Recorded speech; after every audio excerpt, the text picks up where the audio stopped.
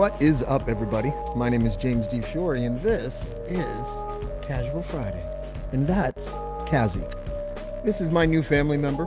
I know that you can't see it if you're on Spotify or if you're on Apple, but this little guy right here is my new baby. He makes me feel safe at night. He's a good boy. And you let him go. I just had one of the strangest interviews I think I've ever had. Strange for a lot of reasons. The first reason is because I didn't just let that person talk. I had Artur Pawlowski on, the controversial preacher from Alberta, who seems to think he's not crazy. You know, there is I've sort of like turned the page on a new chapter in interviewing people. I like the way I did the Brett Wilson interview. I was fine with that. Maxime Bernier, I was fine with that. I think I would probably do the Christine Anderson interview a little bit differently, a little bit more like the way I did tonight's interview. It was just strange. I don't think I've ever like talked to a person in today's day and age who used the word or a variation of the word pervert so many times when talking about the LGBT community. And I'm sorry, I am one of those people. I have not memorized all of the other letters in the gigantic acronym that now encompasses those communities. I'm not sure if I ever will. I think that just, I don't know. It doesn't seem that important to me. It just seems like I mean everybody, but, talking about it with someone who literally thinks that God is smiting them is a strange kind of experience. It's not something that I'm normally used to. Also, now that there are more viewers here, I want to play the intro again because I'm going to give a shout out to Zach Fax. Zach is one of the most brilliant hip hop cinematographers and editors. He's also a dope rapper and a good beat maker as well. And he just made me this new intro, and I just want to show it to people now that there's more people kind of in the stream. So this is my new thing for Casual Friday.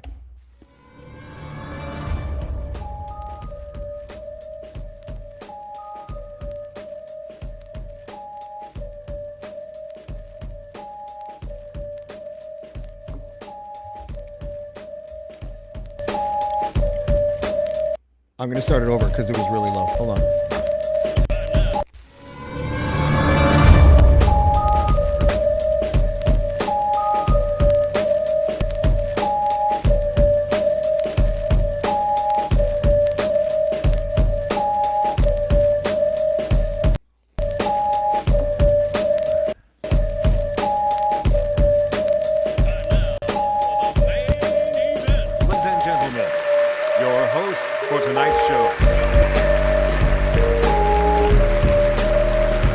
So that's the new intro. I hope you like it. I've been away from Casual Friday for a couple weeks. I was away at one point, and then I just kind of had to decompress. But there's a couple things I want to talk about. One of them is, and I totally mean this with all of my heart, I now understand for the first time in my life what it means, the term retail therapy. In the last, 14 years, I've had two pairs of shoes. One of them were Bluntstones, and the other ones were these like Keen, like sort of like hiking boots or whatever. And yeah, they were ratty. They were falling apart. My clothes, I'm one of those guys that like the bottom of my jeans and most of my pants are all frayed. I have rips in my jeans and all that kind of stuff. So anyways, I went to Milwaukee and I came back. I had to actually check my bag. I didn't check my bag on the way there, but on the way back I had to because I just fattened up this bag that I have to accommodate the two pairs of Air Jordans that I brought back and the Adidas shell toes that I brought back. And then I went to Toronto and I was like, I got to get more shoes. So I got a pair of Doc Martens, but the old school ones, the Brogues, because I needed something to wear with dress pants, and I don't like dress shoes. I don't like typical dress shoes. And I bought some shirts and pants and hats and all this. I'm still wearing my old one, but I bought a few. Retail therapy. I never imagined myself being a person who thought that retail therapy was a thing. Oh, it's a thing. I even got a watch. That's how I roll now. Retail therapy. So now whenever I feel down, I think I'm just going to go buy a pair of shoes. I think I've turned into that guy, the shoe buying guy, when he's like not feeling like, that life is great. So I don't know if any of you experience retail therapy, and if you have your own stories about what retail therapy is really like, but it is very much a real thing, and that is again something that's completely foreign to me. Tonight, by the way, we have Spenny on the show. I'm going to send Spenny another link because I'm not sure if the other one's going to work. Spenny is going to join us. I didn't pull up any of his tweets, but you know what the funny thing is about Spenny? Is that every time I talk to him, he's like, I'm done. I'm done with Twitter. There's no point, and I'm not going to get engaged. I'm not going to engage with people regarding politics anymore. And then Spenny, every day is engaging with people in politics. But I get it. I understand it. I used to be exactly the same way. And I'm not saying that I'm like more evolved or anything than Spenny. I get it. There's still a part of me that feels that although it feels like any type of engagement when it comes to politics on social media is pointless, I still feel like you kind of like let the bad guys win if you don't challenge anything, because then it just festers and echo chambers are built and these silos are built and then they're cemented and then encased with like, platinum coating and diamond hinges and all this shit because no one challenges them. And I think that one of the reasons why we are so polarized is because people don't challenge anyone. Is there a way to do it on social media that's effective? It doesn't look like it, right? But there is something to be said for if you approach a certain conversation in a way where you take the high ground and still are able to say what you say. The contrast of your comments versus the other people's comments is pretty stark. And someone taught me something a long time ago about social media. You're not really writing for yourself or for the person that you're conversing with. You're writing for the 80% or so of people who only read but don't engage. So with that in mind, I do think that there is some value in pushing back and challenging people, but it's just the way that you go about it. And anyone that knows me knows that I don't think you can bully someone out of a position or insult someone out of a position. Oftentimes that just makes the person more cemented in their views. So I'm also going to send the link into the chat, which I just did, because tonight I'm going to have, when we're done talking to Spenny, I'm going to have the rest of the show. I'm just going to see if I can get people to come on, cycle them in and out pretty quickly, like 10 minutes maybe or something like that. And we'll see how it goes. I hope people take advantage of that button. I'll let you know when it's time because first things first, we would like to welcome to the show. His name is Spencer Rice, a.k.a. Spenny. Spenny, how are you, buddy? I got schmutz on my screen. Oh, from what? Oh, maybe it's not. It's my mic stand fucking shadow. How are you, James? I'm doing well, sir. How are you? It's great. How are you? I'm all right. Did you catch the interview with Artur Pawlowski? Don't know who he is or what you're talking about. He's the crazy Alberta preacher that was like. Oh, I watched. I'll watch that later. Yeah, that was you had him on at 7:30. I did have him on at 7:30, and it was quite the adventure. I didn't know if you knew this or not, but gay people are perverts and deserve to be killed by God via floods. That's what he said. Right. Yeah. Well, he's an idiot. I had to. I'm going to take my hat off because I'm. How do you stay sane talking to people like that? Well, I used to do it by. Sorry, that was just weird. Something flashed at my door. I hope the cops aren't here. I don't think I did anything wrong. Are you on mushrooms again? No, I'm not. I'm not on mushrooms again. No, I'm not on mushrooms again. Normally when I have people like that on, I just let them talk, right? And I don't care what they say because oftentimes you just give them enough rope and they hang themselves. But this time he was just. I've never had a guest like so adamantly stupid and over the top about this, and I just couldn't let it go. And it actually amalgamated two subjects that, I don't ever get triggered. I don't think. Maybe we all do at some time, but like religion and being hateful towards certain demographics like gay people or black people or something like that. And he amalgamated his hatred for gay people with his belief in an omnipotent being. And I was just like, okay, well, fuck this, you know. And so I didn't yell at him or anything, but I did challenge him more than I usually challenge other guests. And I think I just want to keep doing that. I think it's more healthy. I don't think I did it in a way like I didn't go, "You're a fucking asshole." I called him batshit once, I think, but like I asked him, like, he got 99 votes in the last election. Don't you think it's because you have really archaic and crazy views about gay people? Well, don't you see what's happened, right? I don't know if you've noticed this, but it kind of started as a trans thing with these right Mm, wingers, yeah, and now it's amassed into LGBTQ, which covers all of that, and it's awful. And what I'm most upset about is that these nuts, these fucking archaic douchebags, are basically forcing people like me to fight, yeah. and I have to think about this shit. And again, if someone is a fiscal conservative or maybe even they're anti-abortion, you know what I mean? There's Mm, something there that you can argue and discuss.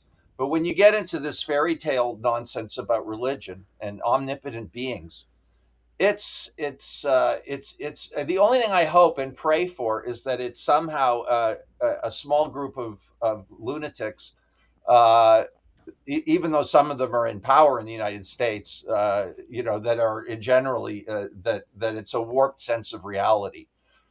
But I can't tell, so I'm on guard, and I think decent people have to start fighting. And what I'm really pissed off about is this idea of we have to be respectful, and if you call them what you think they are, then somehow you're going down to their level and all this nonsense. That's fine when you're dealing with the person who's rational. mm. That's that I get that. But these people aren't rational, they're hateful. And although I was very tolerant of religion for a long time, I have now come to become anti-religion to the extreme that I never thought I would be, Really? because of these. Oh, well, I never believed it was real to Right, begin with. So, but I right. thought that it had some value, that it wasn't all just priests and young boys. And there must have been some good things done. And people need to, for some reason, need to believe in something in order to be happy. But these people have turned me into a complete. In fact, I don't think I'll ever set foot in a synagogue or a church or anything again. Yeah, I mean, Married in a religious institution. And I'm not like this, but this is where it's taken me, what I'm reading and what I see. yeah, I kind of feel similar. Um, you know, with the again, I'm redundant when I say this because people that watch the show know that I've said this a billion times. But the idea of having some sort of belief system to sort of cushion the blow of grieving when a loved one dies, I like that. I think people are fortunate to have that. Whether or not I believe it's real is kind of besides the point. But other than that, when you start using But did they, religion, they even believe it's real? I mean, let's be honest, the litmus test is, did Jesus perform those miracles? Did Jesus no, rise from the dead? no, he did I'm not. 99.9% sure it never happened. Yeah, me But too. Jesus lived, he was a rabbi, blah, blah, blah. Anyways, you can debate this till you're blue in the face. But what they've brought in this to politics. I mean, look at the guy. Did you see the guy in Windsor who was anti-LGBTQ and he went into the palliative care? Have you heard this Oh, story? and he took the selfie. Yeah. Yeah. Well, I don't. What's the story behind that? I saw your post, and I scrolled, and I sort of just read the thing, but I didn't read beyond that. Like, Well, who there's was the two guy? things. Well, first of all, let's assume it's true. Okay. Okay. So if it's true, he's basically a white supremacist. He's a White Lives Matter guy. There's pictures of him at all these stupid protests. He's a racist, obviously, and he obviously hates LGBTQ. Hmm. So he gets into an argument with a woman, I believe, who's a gay rights activist, and he goes without her knowledge to a room. I don't know how he knew that her father was dying in a hospital bed, and I obviously hope he doesn't die. And he takes that selfie. That is one of the most grotesque things I've ever heard of, just being a total douchebag to do something like that. And then CTV reports on it like maybe he was being nice. Like that's giving the benefit of the doubt. I mean, sure, there's a chance of that, but this is what's happening. Again, I don't know how prevalent it is, James, in the world, but they're making their move. Yeah. The religious right is making their move. They've chosen this time to push as hard as they can. They got lucky with Trump winning the presidency, and they're going full tilt. Which is hilarious because Trump probably doesn't believe in shit. No, but that's the wolf. You know the wolf thing, the Christian thing with the wolf? No. If the wolf will give you the conservative judges, if the wolf, then you bypass any personal flaws that person has. That reminds me of my favorite Trump political cartoon. I don't remember who did it, but it's a billboard in Florida probably, but I don't know where it is. But it's a billboard that it's a picture of a wolf and with Donald Trump hair, and it says, "I'm going to eat you." And this sheep that's driving the car is like, well, he tells it like it is. No, that's the thing. I'm not as mad at Donald Trump as I am at his followers. I've been saying that for a long time. Oh, I'm the opposite. Trump is what he is. You got to.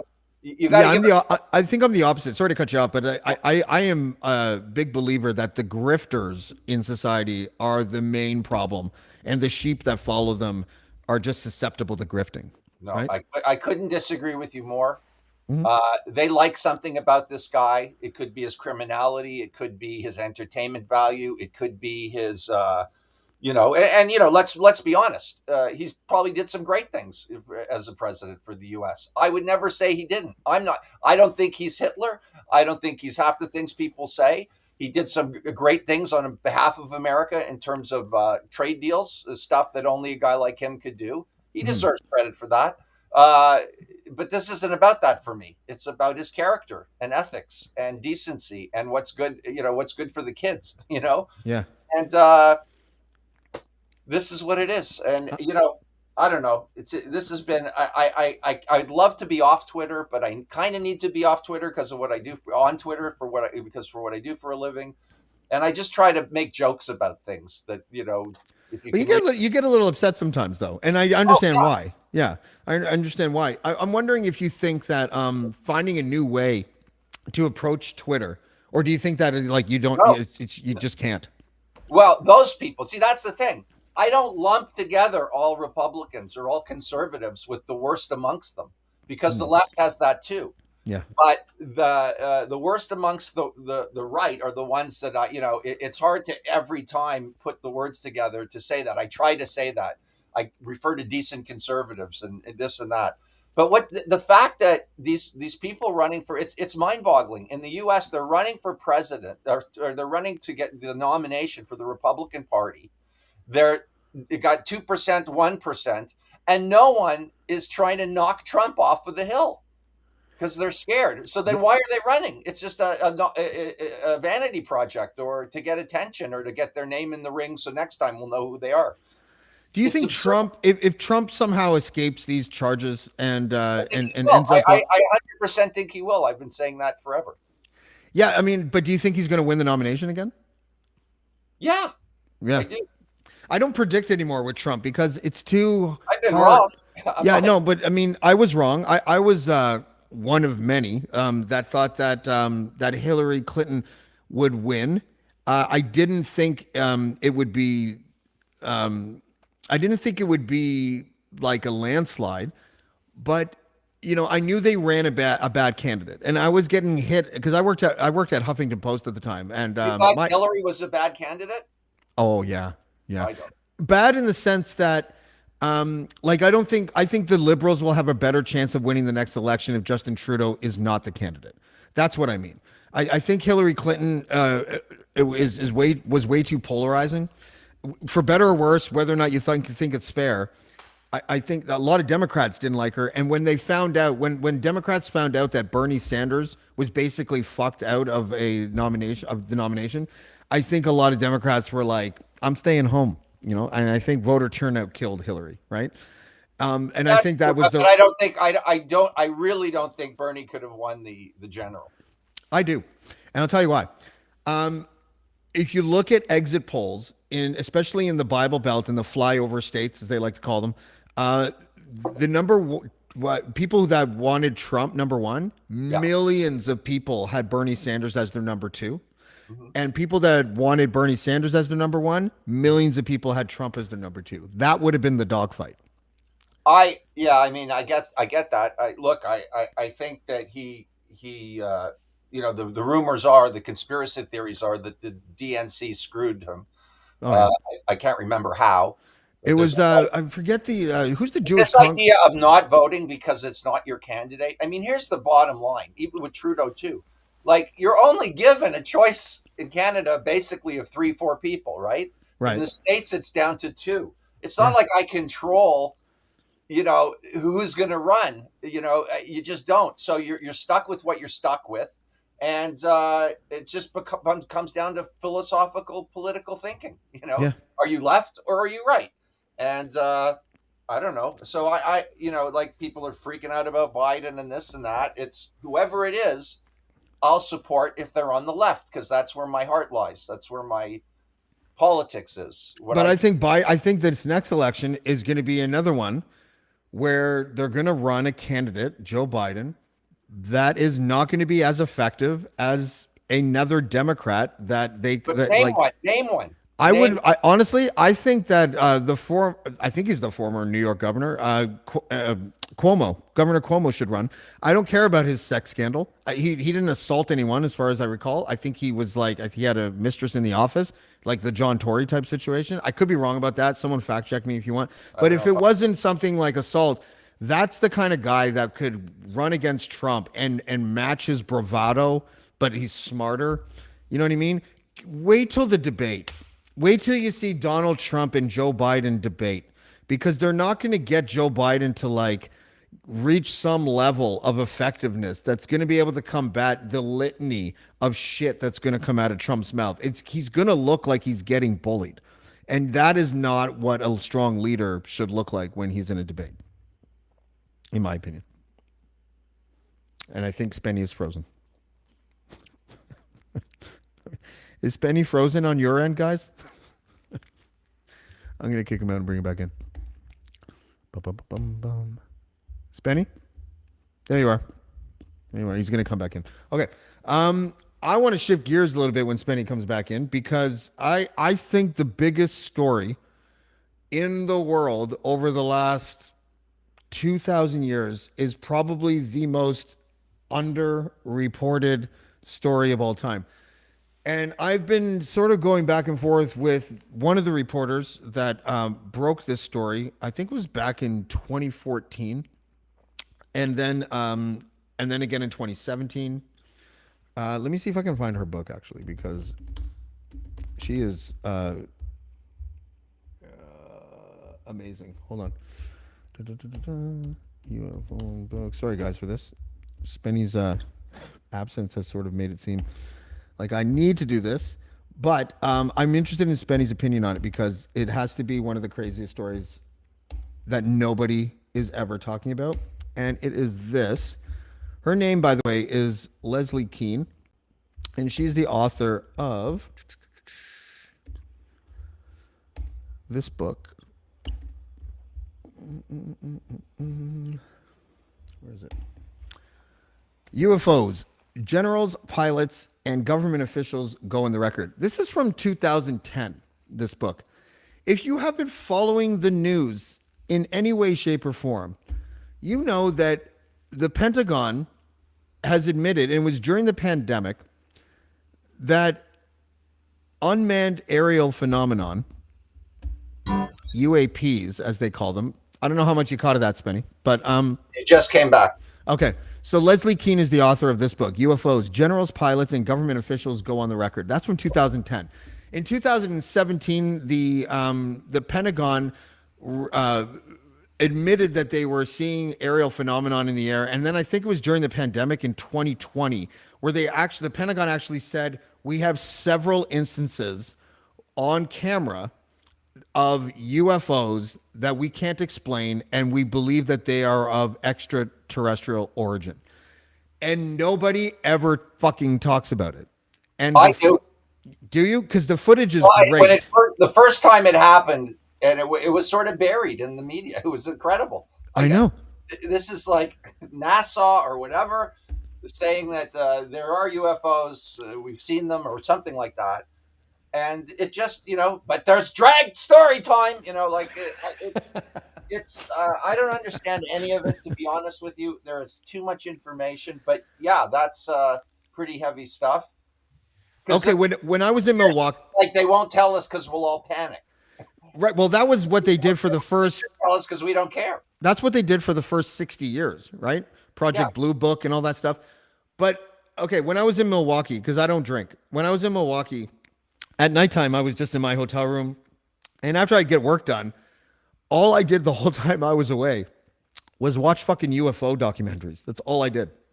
My wife swears to God with her friend who's a surgeon, a very smart person. My wife is as well, that she saw a UFO right in front of her in, I think it was Italy or Kingston, I can't remember.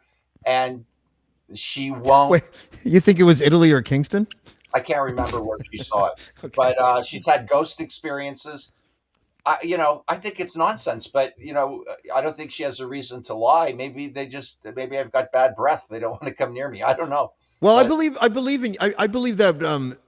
Look, if you've ever watched any of the like history of the universe documentaries, I think it's on the History Channel. You know that when they take the like wide view of the Milky Way and our galaxy, that like it is virtually impossible for me to believe that there is no other life out there. Like there are like I agree with that 100%. That doesn't mean that it still hasn't changed my truth, which I've never seen one, and I've never really, other than reading what I just told you I read about NASA seeing them. Yeah, it would be impossible not to have it. And I think it's amazing. I think it's or it's the end of our planet. But I mean, when we talk, the reason why I thought about it is because we were talking about religion, and I think Dean Blundell made this point on his show a couple months ago. I can't wait to see the faces of the religious people when they find out that aliens exist, so they can then go back to the fucking Bible and retroactively change the context of all this shit, so they can say, well, no, Jesus said it first. Well, they've already changed the timeline because the 2,000 year thing is so ridiculous from what science tells us. So now that they're saying that, that timeline isn't what God meant, that's how you know something is bullshit, is because it always has to change and update itself because it's not true. Right. Circumcision's the same thing. Oh, circumcision is one of the most. During AIDS, you need circumcision because of the bleeding, that would happen in the foreskin during intercourse. And then before that, it was another reason. It's always changing. But no one, very few people, especially Jews, want to say, it's kind of mutilation, really. It's totally religious mutilation on top of it. I just want to take a quick aside here. Congratulations on your years at the old job, Jamesy. I saw your tweet about the move. Go kill it, my man. Don't forget the plebes back home. I don't know who the plebes are back home. But today, Spenny, after 6 years of being an assistant librarian, I have left my job at the library. And it was strangely kind of sad for me. Like first of all, I'm 46. I have never held a job for 6 years. This is the longest I've ever held a job for. Beating my old record of 1 year. Yeah. Never had a job more than a year. Killing it. Yeah. And it was interesting. I didn't know how important libraries were until I worked at one. And then realized that when you have a library inside a rural community, it is like a cultural and educational hub. Like 95% of our patrons were either children, students, special needs people, or the elderly. And there were so many moments at the library. Like there was this one lady who came in. Her name was Pat. Her name is Pat. And over the years, she started to slip further and further into dementia. So now when she came in, she would take my arm. I would escort her to the Agatha Christie section where she would be like, the mystery Oh yeah. writer. What's her name again? And I'm like, Agatha Christie? She's like, that's the one. Uh, And she would get the book. And sometimes she would return books that weren't even ours. You know, my cat is now attacking wow. my. I saw the cat. Very cute, by the way. Yeah. Kazi. Cassie, because my kids' names are Casper and Lizzie. So in order to get them to not fight over the cat, I named him Cassie, and he's a good kitty. He's now. I have to teach him how to not attack my cords though, because my other cat used to do that too and just bit the shit out of everything. Anyways, By the way, yeah, what, go ahead. what's your job go from what to what? Well, I'm Crier Media has gone over an extraordinarily There he goes. massive change over the last couple months. So I am now a full-time employee of Crier Media. I also have a couple things on the side that I'm working on as well. I have some freelance stuff, but economically, and the time that I now need to do my other things, it just makes more sense for me to not have that job. So that's why I left it. So I love libraries. I grew up very close to the Toronto Library, the 3-story one, yeah. and I used to love to go into the microfiche and look at old newspapers. I Oh was a yeah. nerd, right? Oh, we have one of Probably those. still am. Yeah, we have one of Yeah, those. The microfilm machines or whatever. That's really old school. microfiche. Is microfiche Yeah, yeah, it's very old school. Yeah, fiche. It's like the one you they're see? like they're like on reels, and they almost look like as thick as what are those big movies called, the huge ones, the IMAX, like they look like IMAX, like Oh, and yeah. There's two different kinds. yeah, There's the that's ones that really you cool movie. scroll with the wheel, and Yeah, that's one you're talking about. And then there's the ones where you press the button, and it's almost like a what are those projectors that would just with the frames? Now that's what yeah, most of them are now. But yeah, no, it's crazy. The library is super important. It's just like when who was it when Ford did those cuts right at the beginning of his administration. He doesn't. I don't think he understands how much it hurt. People that live in these small communities. There's people in there that use the computers because they can't yeah. afford internet, right? Like Right. these are the kinds of people that do it. No, Anyway, this is why I hate conservatism. I mean, there's a point where the left can spend too much money or waste it. mhm. I hate the waste. I think everybody would hate the waste. Participation, for example, would be a prime example of wasted government money, in my opinion. That's But the anyways, fucking funniest example. yeah, It's no, not. It's not like misappropriating educational funds. It's participation. right. No, that's it. Yeah. Any fraud, of course, is terrible. But Oh, he froze again, Kenny. Wow, I called you Kenny. Spenny, frozen again. Kicking him out. Then he'll come back in. I don't know how we got. Oh yeah, I changed the subject from UFOs to libraries. I'm going to change it back to UFOs again because I think that there's like so much more to talk about.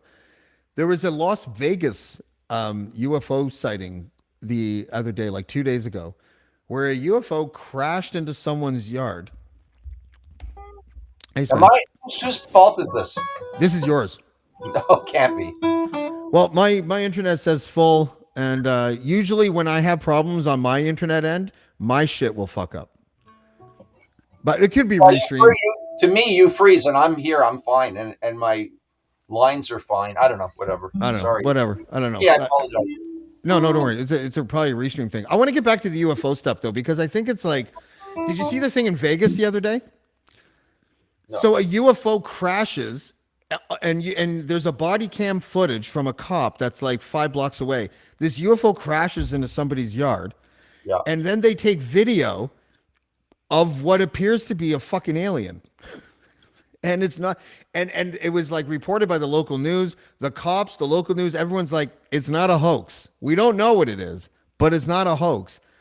And I don't understand. Maybe you can like help me understand, why don't people care about this story when the Pentagon, don't- when the American government themselves say it's real? Like I'm talking about UFOs. Why doesn't anyone care? I maybe the only first of all, I don't know, but if I had to guess, I'd say because nobody believes anything anymore. We don't. We live in a post-truth reality, and you're lucky if you happen to speak to someone who's in a position to know the truth. That's what I think. But That's a good possibility. It also could be that we're desensitized to big news. I No, think some people that's just so big. shrug. That's I, so big. it is massive. But I think some people just shrug and they're just like, well, I guess fucking aliens exist. What's on Netflix? Like, I feel like that's how people are nowadays. That's kind of how I am, to be honest with you. I mean, honestly, like, okay, they saw something, they don't know what it is. I just found out about it from you. Yeah. What's on Netflix tonight? Like, where do I go with it from there, right? Hopefully By the way, UFO I'm watching documentaries. Tiny Happy People, and that goes right back into the. Yeah, let's go back to that though, because you wanted me to watch that. So that is a dramatized series about the Oh, Duggar family, oh, right? it's a doc. Oh, it's a documentary. Okay. And so give me the gist of it. I don't care if you spoil it. It doesn't matter. Everyone sort of I knows haven't about the seen movie. it all, but it's the simple way to put it. It's about the Duggar family, who if you either know who they are because you watched the show, which I hadn't, but you'd heard of them because they had 19 kids. I think What, they did many variations of the show on TLC, and 19 and counting was the one that really right. took off. And what I didn't know was that they're completely Christian fundamentalists, religious people. The 19 kids didn't tip you off on that? No, I didn't connect the two. No. Okay. But it's funny, but the sect that they follow, I don't remember the name. There's an acronym for it or a bunch of letters for it, run by some guy. Anyways, I'm not going to give away anything, but suffice to say that this particular sect believes you have as many children as the wife can have live through. Wow. And the reason for it is very dark to me, which is so that we can populate positions of power with people that have been brainwashed to think the way we do. And it's 100% brainwashing as far as I'm concerned. When you grow up in religion, I don't care if it's Hasidic, Jewish, or Okay. Frozen again. Can someone tell me in the comments right now if is it me that's frozen or if it's Kenny? Or why do I keep on calling Spenny Kenny? Because for me, Spenny's frozen and I'm fine. But for others, it might be different. I want to see if it's his internet or if it's Restream. And I can't tell yet because no one's saying anything. Spenny. Okay. So it is Spenny. So Spenny, I'm going to have to kick you out again. And then you're going to have to come back in again. And we'll see how that goes.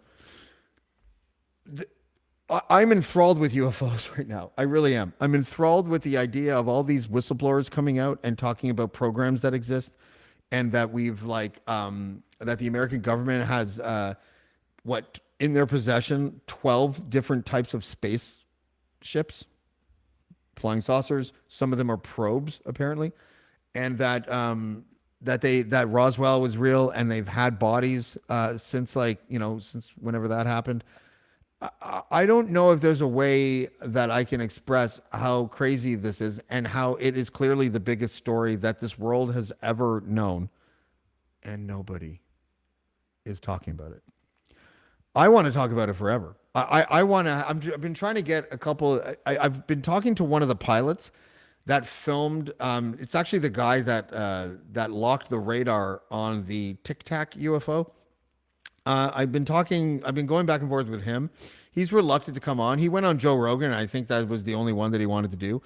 But I've been talking to him a little bit, just sort of off the record and background stuff. And the shit that he says is fucking crazy. And I can't tell you what it is because I told him I wouldn't. But I want to talk to all these people. I find it to be, I find it really interesting, not only to look at the documentaries that deal with, like I've been talking to Jeremy Corbell over the last year. He's like the busiest man in the world right now, but we talk on a semi-regular basis about the work that he's been doing. He's the one that introduced the world to Bob Lazar. And when I spoke with him, I was just like, listen, do you believe everything that you're told? And he's like, no. But he also has like footage of the war in Iraq and UFO. They just released this, I think, in the last few months. Footage of security cameras inside like Fallujah and places like that that show little UFOs in the conflict zone of Iraq. Spenny, I don't know if you saw that or if you heard any of that. It is definitely on your end because the audience are saying that it's you that's freezing, not me. oh, Do you have any windows open? no. No. I mean on your computer. Spenny looked around his house. I mean on your computer. Do you have any tabs open? maybe one. It's just my email, which I got. That's the worst one to have open Okay, well, because it automatically updates when you get a new email, or even if you don't, it searches for it. So that could be doing it. Um, but yeah, the I was just talking about how the military just released footage in the last little while of UFOs in the conflict zone in Iraq. They have like there's so much out there, and I was talking to Jeremy Corbell. Jeremy Corbell, I think he said, is the guy I that like did, Corbel. yeah, Corbell. Corbel's funny. Yeah, I did that to somebody a few weeks ago. I had James Connell on, but I kept on calling him James Cannell. Canal.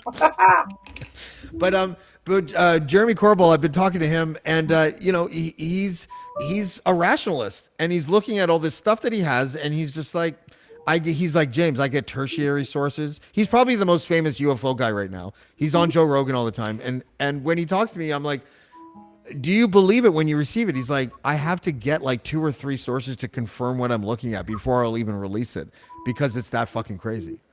But yeah. Anyways, I don't know how. Does that mean before? I assume he was doing this for years, right? Yeah, he has been. So Yeah, was he lying? Was he like lying and conning people for most of his career, and then finally, oh my god! I don't really know what he was doing before the UFO stuff. To be honest with you, I first was introduced to like I first knew of him when he was on Joe Rogan, and he went on with Bob Lazar. Do you know who Lazar is? Bob Laser? No. Bob, Bob Lazar. Bob Lazar. Bob Lazar is the guy that said that he was working in Area 51 on these spacecrafts, and then when he left, We have to he change. he his whole history was erased. And there actually is evidence of him. So there's evidence of him in an old newspaper article working at the company that he said he was working at, but in real life, like his taxes and everything like that, it's just been erased. The whole thing's just been erased, and the only evidence that he worked there was this one newspaper article, which has been verified by the people that work at the newspaper. But it's just, it's so funny. And then someone was like, "What if the Pentagon admitting that it's real is the psyop?" And then you're like, "Fuck you." Yeah, I'm more on that team. Really? I don't know. I don't know how to contribute to this. No one does. Maybe that's why we don't talk about it because it's impossible to even contribute anything to it. Well, but it doesn't mean I don't think it's true. I don't believe. It's hard because, like I said, my wife swears on the stack of whatever she finds holy that this is what happened. I've argued with her. I've called her crazy. She's sticking with it. I have to respect that. So until I see an alien, or I don't know, the president of the United States or the prime minister of Canada come on and do a major, you know, talk to the nation to talk about the aliens. To me, it's just fodder. I don't know. Well, Justin Trudeau and Joe Biden, both in the last. You remember when those Chinese spy balloons they were talking about? Well, both of them kind of did a disservice to the public because when that happened, they knew that they were balloons. I had Seymour Hersh on, who not only confirmed that it was a balloon, but told me where it came from, which was like, which was the University of Alaska weather lab or whatever. And then Trudeau goes on the TV and is like, well, it's quite a mystery, and we can't quite figure out what it is. Like he was sort of teasing us, making it seem like it could have been aliens or whatever. And then Seymour Hersh is like, it's a fucking balloon, right? Like, and they knew that at the time. So I think they're teasing us. I think, like, dude, I fucking hate everyone right now that leads a country. I really do. I hate all of them. I don't hate Trudeau at all. I don't understand why people call him Hitler. I don't get it. Well, I'm not in that camp. I get he's got some scandals. Like, who doesn't? The blackface is such a nothing burger to me. I couldn't care less about that. I did all kinds of stupid things that I wish I never did when I was younger. I'm sure you did too, James. Yeah, like 2 months ago. I ate all the Adderall. There you go. So I don't know, but that's okay. Like, you get into politics, that's a rough game, man. Like that's what it is. But my side has to fight harder. I think the people that believe in tolerance and that homosexuality is totally fine. and people can be themselves. I think we have to fight harder. I think we have to fight harder. And I love it when Trudeau fight. Like occasionally you see a videotape of him and he's fucking pissed off and he's self-righteous. I love that guy. You even did the head thing that he does. He I does don't. this weird head thing when he gets all like animated and stuff. Yeah, it's I'll weird. I don't know, but that's it. I don't, I get the people. I just, hate him for like this thing with Biden now. He's a criminal. He's a criminal mastermind. And I think any honest person will say if they have evidence that he's committed a crime, regardless of what fucking side of the political spectrum he's on or who he is or what his job is, fucking indict him and let's get going. I don't have any loyalty that way, but these Yeah. Trump people are melting down because of the indictments, and more are coming. Did you see the pictures of the boxes of classified documents in like the bathroom that had a chandelier? Yeah, I know, of course. Oh my I'm God. surprised the toilet wasn't gold. It's like he's wiping his mouth, the ketchup off of his mouth with nuclear secrets. Like that's how crazy this is. Like and they're I don't know, like and then what really drives me crazy, and it drives a lot of people crazy, is the argument that the false comparison that the Biden situation is the same as the Trump situation. oh It just isn't. It no. just isn't. It isn't in the quality of the documents, but most importantly, I'm sick of saying it. It's so obvious. But this is the world we live in. But that's why I said earlier about like these are low information ideologues, right? So they don't know how to argue anything because they don't know anything. And Right. to fight those people harder is a losing proposition because Okay, I yeah. agree. I totally agree with what you're saying. What I'm talking about is fighting harder to get people to vote. That's what I mean.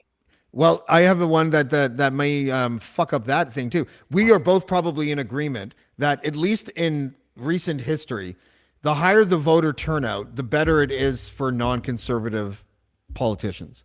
That's But right. Alberta kind of flipped that a little bit. I think the convoy in Canada, I think that whole convoy crowd and the whole pandemic, divisions that were created in Alberta, anyways, It's it yeah. created a weird phenomenon that I've never seen before, where hardcore conservatives they got out the vote. I can explain it to you. It's Go very ahead. simple. Sure. It's because it's the gas and oil.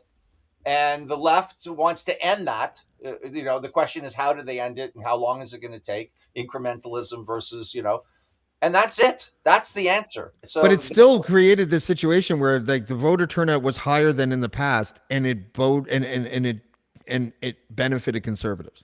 yeah, I've never no, seen that in my because lifetime. what I'm trying to say is, I agree with you. That's the anomaly of Alberta because they have Oh, a real oil industry there. right.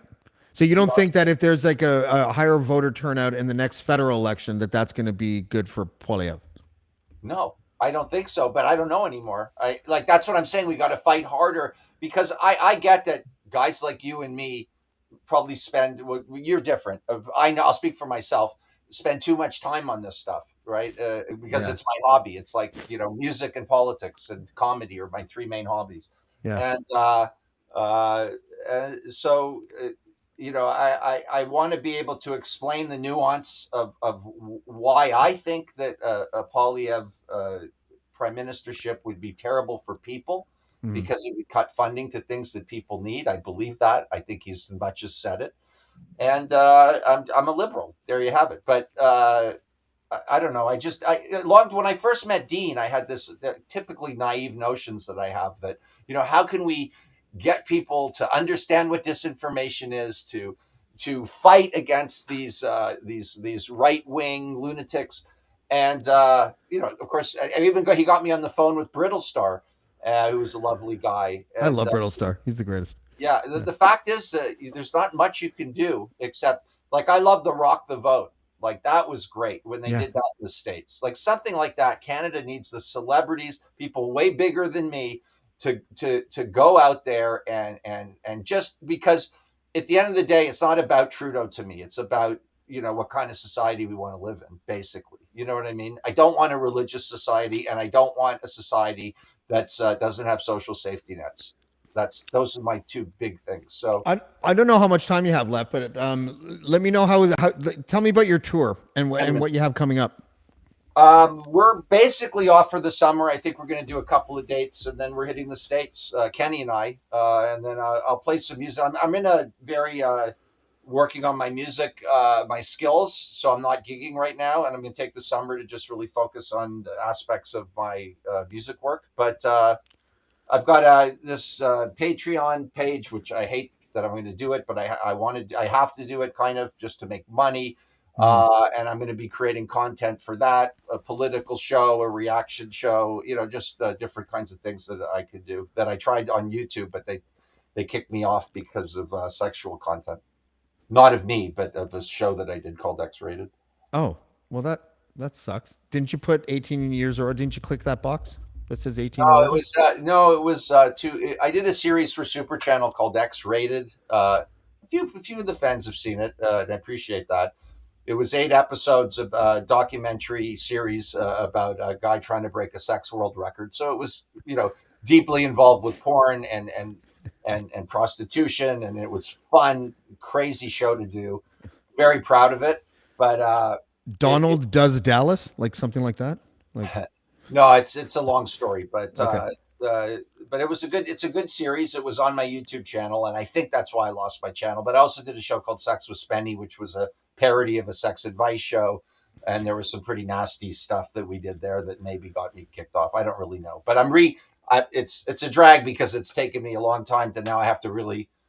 That was good money coming every month with not huge money, but money's great to do what you love, and so now I Can't you got. just open up a new account under Spenny 1 or something? Like Yeah, but I'm now dealing with a different person, sort of a producer partner. So he wants to start from scratch and just oh, build okay. something new. And it's a Maybe lot. I'm just naive about how popular Kenny versus Spenny was, but you guys can do shows in the States. Were you popular? Did you have a cult following in the States? Well, we were on season 4 was the Comedy Central season, so we were on in the States for one season. Because of YouTube and the peer-to-peer networks, the show lives all over the world. We're already toured the States and we did well. We sold out everywhere. So now we're just going further into the States and towards the West. And yeah, Do you get mailbox money for syndicated replays of that show? no, they don't do syndication in Or Canada. just broadcast of the Well, I'm replays? sorry, I shouldn't say they don't get residuals in Canada. Our Oh. problem with syndication was we had enough content, but it was too dirty. So none of the syndicators would. It was too edgy, too crazy. Fuck, if only the internet was more popular when you put out that show, because you guys would have had a crazy following, with the way that the digital age is now Well, versus yeah, then. but You even know, still, like Netflix, they're still weary of us. We're sort of. I don't know how these two Jewish boys became these sort of, two good Jewish boys. we're both How could comedians. anyone not like you? You know, No, it's not that they don't like us. It's the broadcasters are afraid of, whatever that we got very lucky, James, because nobody really watched over us very much. So we got to kind of do what we wanted. And that's a hell of a great thing to have. And to have that again would almost be impossible. so would Jackass be considered less controversial than Kenny versus Penny? I don't know. I don't know how to quantify that. I love Jackass. Went to Steve-O's show. He brought me on stage with him, which was really nice. They're fans Awesome. of the show. I just think what we do is so different than what they do. They do stunts and vignettes, and we had a sort of sitcom, more of Mm, a sitcom feel to our show in a reality sense. But um, I don't know, but Jackass makes so much money, yeah. so they're doing something right if that's the measure of success. We do okay, but that's an amazing juggernaut, and power to them. Well, listen, we love you here. I thank you very much for joining us tonight. I'm letting you go because I hate it when guests go, I gotta go, man. I hate that. So I'm gonna kick you out before you say that, okay? Okay. Well, I was Okay. supposed to go 10 minutes ago, but I enjoy being on the show. So okay, thank you, James. Thank you, buddy. Okay. Appreciate your time and we'll see you next time, buddy. Yeah. That was Spenny, ladies and gentlemen. Spenny is one of my favorite guests. He might be my favorite guest because he always brings it when he comes. He's always very honest. I'm putting the link into the chat And now it's up to you, motherfuckers, to see if you want to come and talk to me. Dan, I know that you were gonna do that, so why don't you come on? Listen, if your video doesn't work, I'm just gonna put your audio on. But click that link, Dan. I'm looking at you because I know Dan wants to talk about the oral debate that happened on CP24 last night. Holy fuck, was that ever a shit show? Maybe the worst political debate I have ever seen in my life.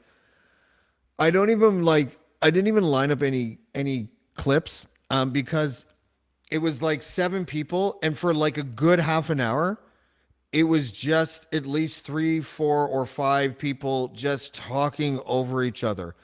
Olivia, like Josh Matlow, I won't vote. I don't live in Toronto, but like if I did, I would not vote for him just because of the way that he handled himself in that debate. If any of you watched it, a few things probably came to your mind. First, it was embarrassing. It was super embarrassing. Second, there doesn't seem to be a candidate that really sticks out for me in a way that's like, yes, this is the candidate that I want. I know that they say Olivia Chow is like leading in the polls. That has to be just because of name recognition. I don't find her to be all that impressive as a candidate. No one's clicking that link yet, so I'm just going to ramble about that. The idea that there was no self-awareness on that panel of anyone. Like if I was on that panel, I know you call it a panel, but if I was on that stage and all these people are talking, the next time that John Moore would have like thrown it to me, I would have looked around at the rest of my candidates and been like, this is embarrassing. I am embarrassed to be on this debate stage with all of you who don't seem to understand that talking over each other is making the audience want to vomit on their television or cell phones, because it was and you know, maybe that's something to be said for the, I don't know if it's a consortium that handles this or if it was just CP24 independently, but the idea that CP24 had 2 moderators that couldn't control that from top to bottom, it was a disaster. And I don't know who y'all I don't know why I said that. I don't know who everyone is voting for in this election, but Rob Davis wasn't on that stage, and I had him on the show before. Rob Davis is a former counselor, North York counselor, I believe, and then also a Toronto counselor, if I'm not mistaken. He wasn't on that stage. He's a very sensible person. He's a moderate conservative black man. Like that's kind of what you want to on that stage. And the idea that you know, that all these people that are yelling at each other is all we have to pick from.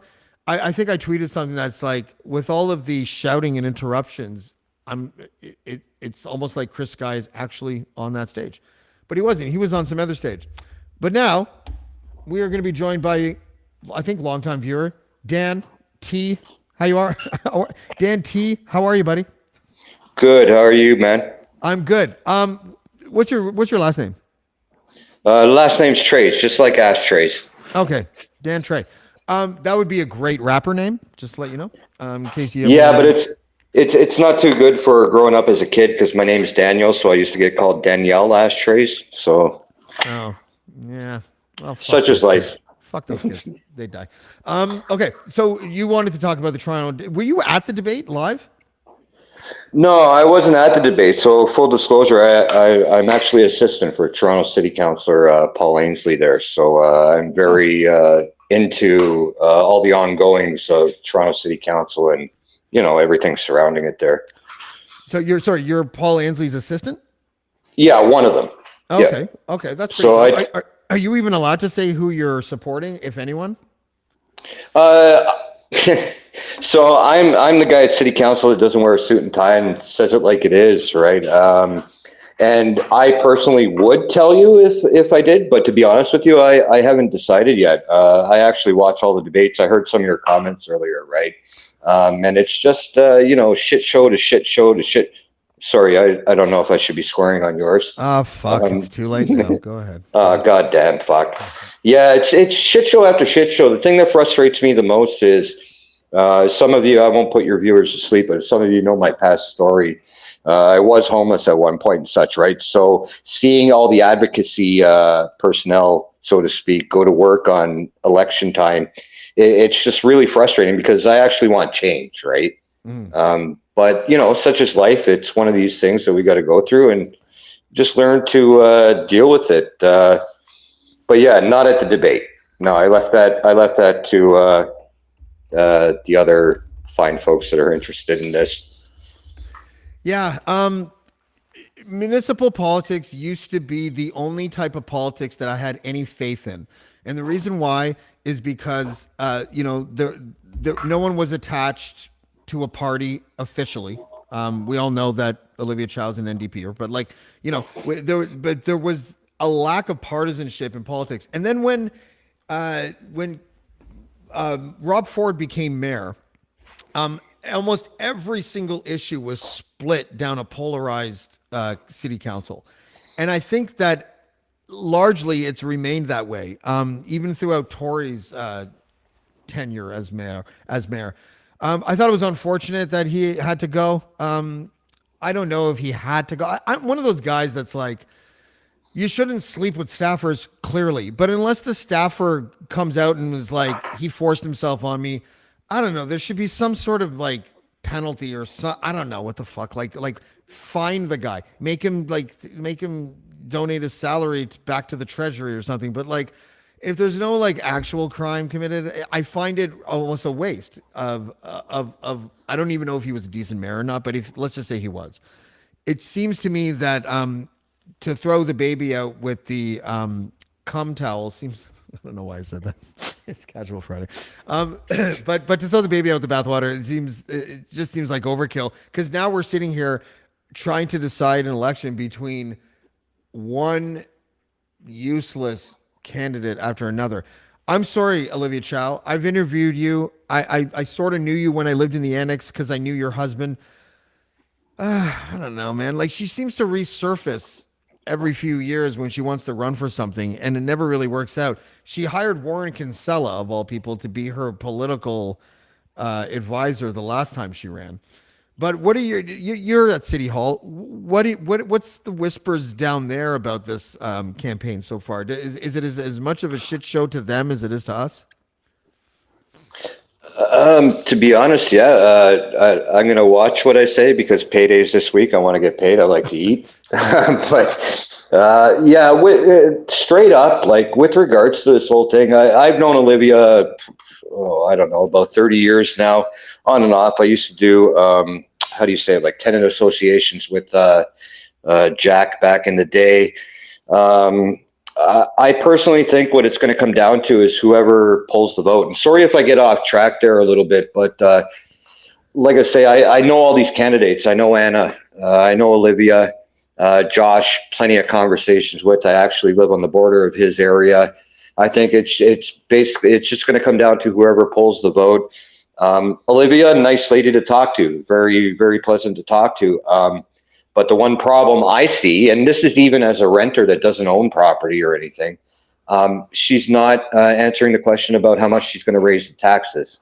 And that's really starting to hit home with a lot of people here.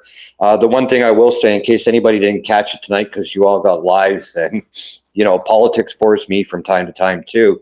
But the deputy mayor, Jennifer McKelvey, actually has come out and is now supporting former councillor Anna Bylau.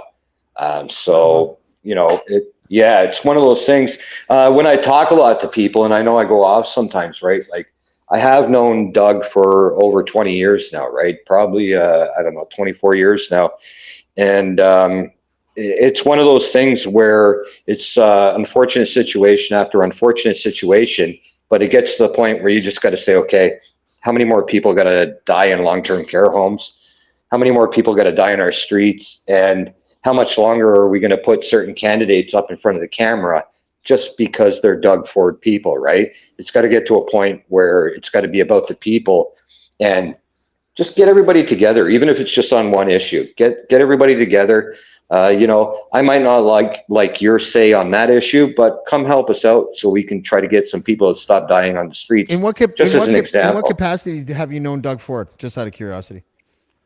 '99 to 2000, I worked at Deco Labels and Tags as a silkscreen finisher. I was more close with Rob, rest in peace. Dude had his problems, but we all have. But Doug was the boss at the time. So basically, as most of Doug is a junior.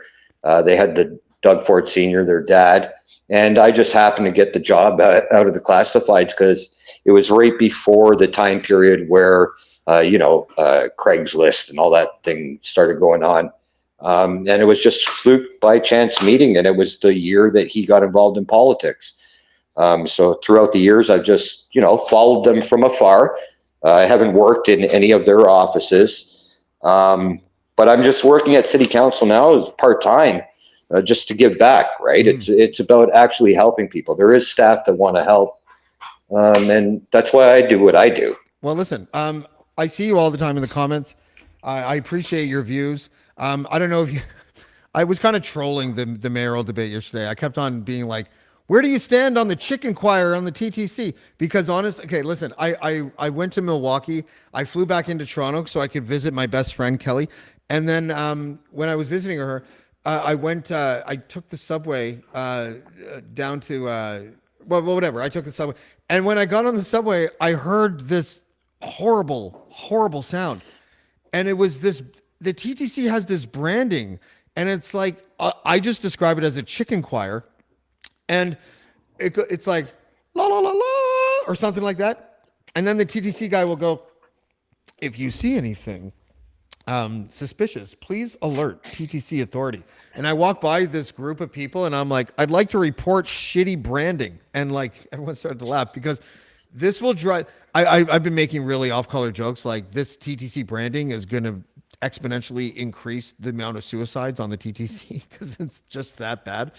But anyways, I appreciate your comments. I don't know what your situation was, but rather than get into it now, I think I'm going to review your thread because I know it was something pretty crazy. But thank you for coming tonight. I got to psycho you out because I'm going to bring Paul in, but I appreciate your time, buddy. Have a good one. Thanks for having me, and everyone have a good weekend, man. Thanks, Dan. Let's bring in Mr. Paul Atkinson. Paul, look at you. Look at your face. How you doing, brother? What happened? Where's the car wash? It's gone. Well, it boils down to the whole purpose of the beard was to raise money. How much did you raise, buddy? I'm not sure the final total. It was well above what my goal was. My goal was to raise $1,000, and we went way beyond that. Oh, nice. So nice. I don't know what the final number is. I'm gonna reach out to the because I didn't do this in like collaboration with Cornerstone. It was just like, let's raise some money for Cornerstone. Mm-hmm. So I'm gonna reach out to Cornerstone in the next couple of days and go, listen. So I kind of did this thing. What did we do? Just go there with a pile of money and just get a bag with a $sign on it. That's what I would do, and then just hand it to someone over there and just. Gene Simmons actually trademarked that. Fuck off. No, I'm serious. He owns it. He owns the $sign bag. I can't do it. My goal was to raise 1,000. I think we went way beyond that. Yeah. Like way beyond that, like 2,000, or way beyond that, like 5,000.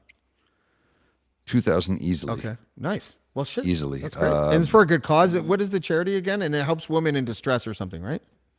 Cornerstone Housing for Women, which is a local charity here in Centertown, Ottawa. So, yeah. Did you catch my new intro, Paul? No, I missed it. Sorry, bro. Wait, can I play it for you? But Bridget's right there. Yeah, I don't give a fuck if anyone's seen it like 3 times now, but I'm very proud of it. This is Zach Fax. Zach Fax is this... he's a very hip-hop centric cinematographer and editor. He's done a whole bunch of music videos for like Lloyd Banks and other people. Like, he's a really good guy. He's also a good rapper and a good producer. So he made the beat for this and he did the graphics for this and everything. So I'm going to play it for you. And if you haven't seen it at home, please pay attention to the screen below Paul and James. Or beside Paul and James. Actually. Hold on. I'm going to turn it up. I'm going to start it over because I want to turn it up. Bam. Nice. Wait. Jamesy. Why is it doing that? Hold on. Everyone stop. Everyone don't make any noise. It won't let me rewind. Is that because it's there? And I have to do it like that? Know. Yes. See, I just learned something new. Okay. Now that it's louder, once again, Paul, pretend you're just seeing it for the first time. Okay? Okay, done.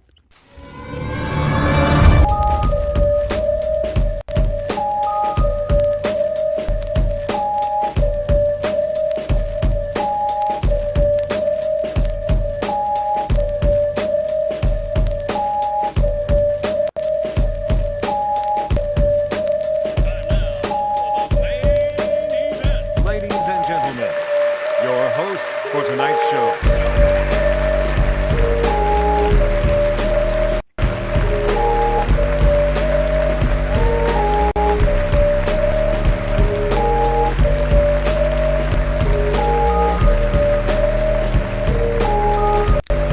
I love it.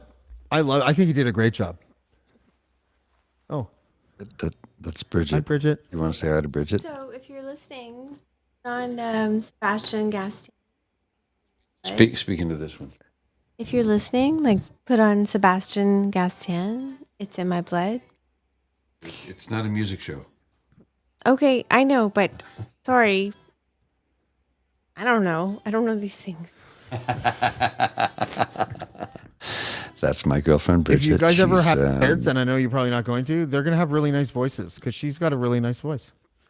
She does have a nice voice, and she's pretty good. She's a pretty damn good singer too. Oh, really? What did she just ask Oh, there? yeah, Is yeah. she high? Because I didn't understand any of that.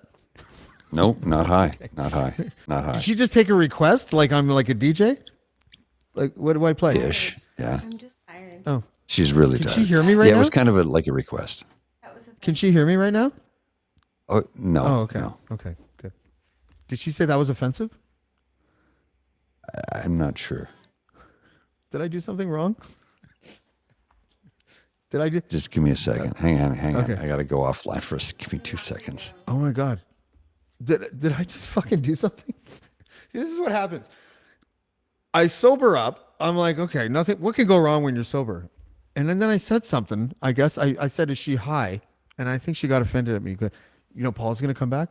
You know what he's gonna do? This is my prediction. Paul's gonna come back and he's gonna be like, "Yeah, it was nothing, James. There was nothing happening. Don't worry about it." Sorry. Paul. Hey, There we hey, go. Paul. I'm back. So what happened? Just misunderstanding. I haven't. And she's really tired. Is it because I said because the guy asked if she was high? It was because of that. Yeah. Is she high? No. Does, No. does she know what Casual Friday is? Ish. Okay, well, listen. I think she's very nice. I don't know her, but she seems very nice. I'm allowed to say anything I want on my show, and you can't take it personally. Yeah. And that's the deal. That's the deal with Casual Friday. That's cool. Bridget, are you high? No. Just joking. Look at Paul's face. Paul's like, this is the face Paul makes when he's like, I'm trying not to get into trouble here, and you're not making it easy for me, James. I'm sorry. I'm really sorry. Do you need to go? Do Exactly. you want to go? I gotta go. Really? Yeah, I do. Okay. See you later. Yeah. Yeah. I mean, fuck. I don't know what the fuck to say about that. Ryan, this includes you. If someone wants to step in here, I need somebody to come in. I need somebody to come in to talk about what just happened. Because, I mean, I have a show called Casual Friday. It's on Crier Media. And it used to be that I used to just kick people off for fun. People got mad at me for that. This time, Paul's girlfriend just walked into the show, which is totally fine. I don't care.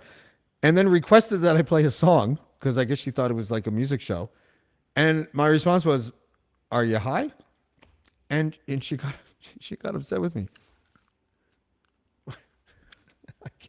I honestly can't win. I don't know who I was saying it to. But the idea, one time I remember, I think I explained it like this to somebody. I feel like the guy sometimes where if I walk into a room and I'm like, "Hey, everybody," there's going to be like 2 out of 10 people that heard "fuck you" instead of what I really said, which is, "Hey, everybody." And I think that's just I think that just happened. And I think we all saw it. Didn't we all see it? Oh, life was easier when we didn't know that UFOs existed. Seriously. Now that we know that UFOs exist, we're all kind of a little on edge. I would like to apologize to... No, I'm not going to apologize. I would like to apologize No, I can't apologize. What would I like to say? Bridget, if you're listening, it wasn't personal. Paul, if you're listening, you might got to do a better job of convincing Bridget that she shouldn't take it personally. James, yes, it's okay. You're gonna be good. I have a feeling that if Bridget met me in person, then she would really like me, but maybe not so much when I ask if she's high. Let's examine why someone would get mad at that. One reason might be because she's had a problem in the past with drugs, and maybe it's triggering. That could be a possibility. I don't know how I'm expected to know that. Another reason might be because it's perceived as being like really rude and arrogant. She clearly doesn't know me because my standard of rude and arrogant is like way over there. I don't know if... Oh, show us the cat. Where's the kitty cat? Kazzy. Come here. Get over here. He's not coming when I call him yet, which is really annoying because cats, when they come when you call, are the best kind of cats. Oh, there's the cat. Hold on one second.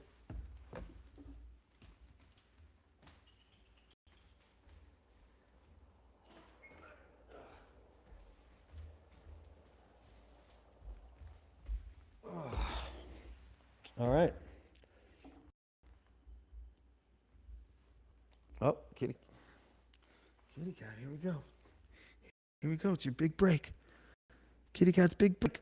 All right, you ready? You ready to be on TV or whatever this is? Oh, listen to him purr. Isn't that the best sound you've ever heard? That is the best sound I've ever heard in my life. Oh my God, you're purring. Okay. So this is my cat. Look at him. Look how comfortable he is. He's going to sit like this until he like starts whacking my cord or something. What are you doing? You have no idea how therapeutic it is for me to have a cat. You know what's really funny? Ryan, are you coming on or what? What's really funny is that I don't know how this is going to sound. Okay, I'm going to give you a little bit of sneak peek into some of the shit that I was dealing with.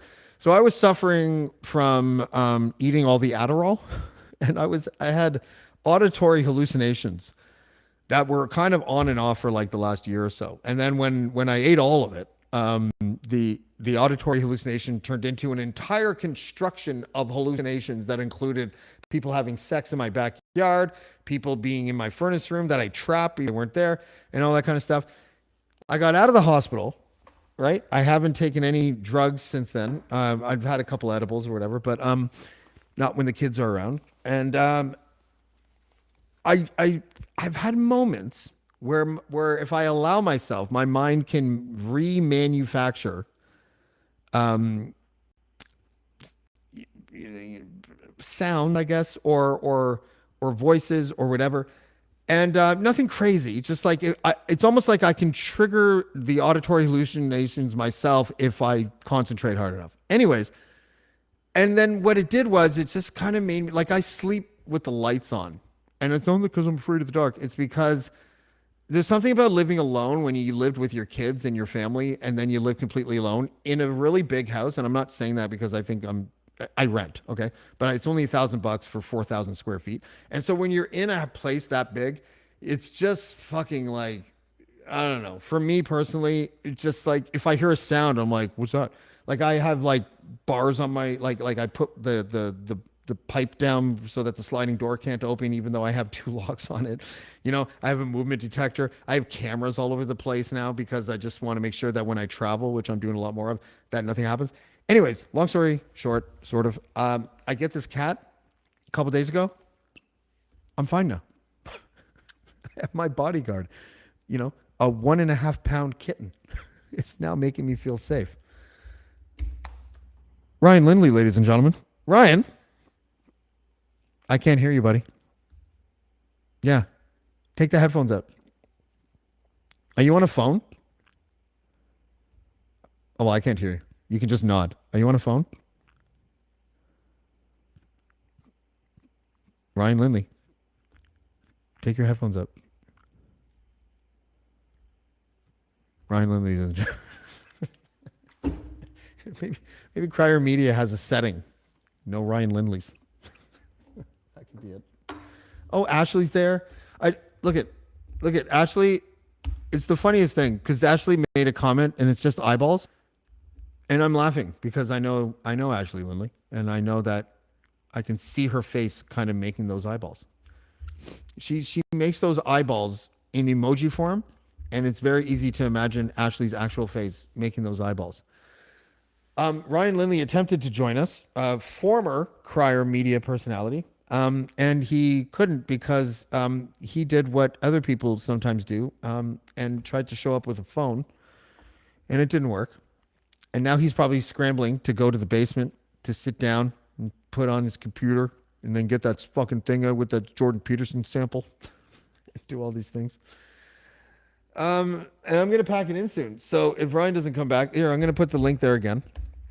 Here's the link in case anyone wants to click it. Otherwise, I'm out at 10:30 because I had to talk to Artur Pawlowski today, who said that gay people were perversions and that God used a flood in 2012 to kill people because gay people exist. It was a bizarre interview. I don't think I'm going to have him back either. I think that's it for me with Artur Pawlowski. I think I'm done. So what are we supposed to do, man? Click the fucking link and let me talk to you for 5 minutes. Is that if you're talking to me? If you're not talking to me, don't worry about it. Yeah, no one's coming. I'm gonna wrap this then, unless someone literally comes up in the next 10 seconds because I feel like it. It was a good return. I enjoyed talking to Spenny. Thank you, Spenny, for joining us. Thank you, Dan, for joining us. I don't hear any bing, so as soon as I get my outro up, I think I'm gonna go. Who do I have next week? Nobody yet. I have not booked anybody for next week yet, but I am going to be traveling once again. And I have Alka Pradam next week. So Alka Pradam is the human rights lawyer. She represents Gitmo detainees. I am going to have her on to talk about the lawsuits that are currently in U.S. courts pertaining to victims of drone strikes by the U.S. government. This is actually a really kind of sad, depressing, and interesting topic because if you saw the James Connell interview, James Connell is the another human rights lawyer who represents current Gitmo detainees. I interviewed him when he was actually at Gitmo, which was hilarious. Not hilarious, but interesting and hilarious in a sense because he sort of knew that he was being watched while he was doing the podcast. He's like, I just assumed that everywhere I go, I'm being watched. But the United States have built a sort of firewall around the Gitmo situation where they can't get sued by any detainees because there is no law where they live. It's like having a jail in outer space. There's nothing that governs Gitmo as far as the international courts go, or at least as far as America is concerned. But when it comes to drone strikes in places like in Afghanistan and places like that, you can sue the U.S. government for what the U.S. government would call collateral damage, what these families would call murder by drone. So Alka Pradam is going to come on and she's going to talk to us about some of the cases that she's dealing with right now that deal with lawsuits against the American government for basically killing and murdering civilians via drone strikes. Part of the reason why the lawsuit looks like winnable for these victims is the methods that the American government uses to target people, which includes things like metadata, which is basically like targeting a SIM card. And sometimes what happens is that an actual terrorist will like lend his phone to like a nephew or a wife or something like that when they go to the store, and they never come back because they were hit by a drone strike because the government thinks that a terrorist is holding that cell phone. Really sloppy. If you try to just for 5 seconds imagine what Americans would be thinking if Russia or China had drones flying over their country and they wanted to kill a white supremacist who killed people in their country and then ended up killing like the aunt of the white supremacist, I'm pretty sure they'd be a little bit pissed off. But we're not allowed to say that because that is what Noam Chomsky calls institutional hypocrisy, which is not tolerated among Western nations. So anyway, we would, yeah, well, I hope you'll join us for that. We'll have other guests as well. I'll book them. I've just been on a little bit of a hiatus lately. So, big shout out again to Spenny. Big shout out to Dan Trey. Shout out to Ryan for momentarily joining us with no sound. We'll see you next time on Blackballed. Blackballed. Blackballed. Blackballed. Blackballed. Blackballed.